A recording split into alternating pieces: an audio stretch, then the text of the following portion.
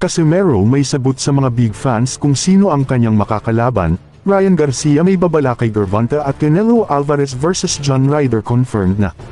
Patuloy pa rin ang World Wars ng dalawang undefeated fighters na sina King Ryan at The Tank Davis habang papalapit na ang kanilang scheduled fights.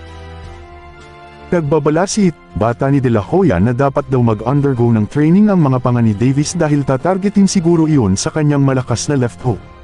Pero may banat naman itong si Gervonta na baka kakainin lang ni King Ryan ang kanyang sinabi dahil baka makatikim siya ng nagbabagang uppercut nito.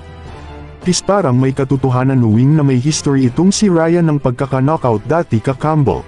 Isang okasyon ay nagkita at tinanong ng isang sikat na Hollywood aktor si Davis kung sino ang kanyang susunod na kalaban at ito ang kanyang reaction.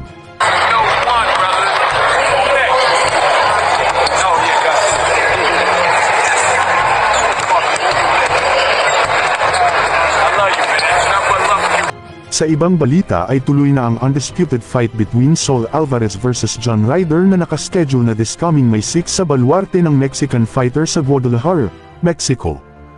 Papanood via streaming sa The Zone. Si Canelo na may 58 wins at 2 talo at 2 draws na may kabuohan 39 KO na i-defend ang undisputed crown sa pangalawa. Ito ang kanyang unang pagbabalik pagkatapos nag-undergo ng minor surgery sa na-injured na kamay. Meanwhile nangangako si John Ryder na kanyang susurpresahin at ibigay kay Alvarez ang isang unforgettable losses sa harap ng kanyang mga kababayan. Sa ibang balita ay palaisipan pa rin sa mga solid Casimero fans kung sino ba sa mga nadikit sa kanyang pangalan ang talaga ang possible potential opponents ang kanyang makabakbakan ngayong darating na.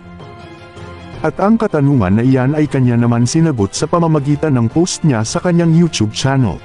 Ayon pa ni Champ John Riel na mas maganda daw kung wala munang makakaalam para di malaman ang kanyang mga galaw.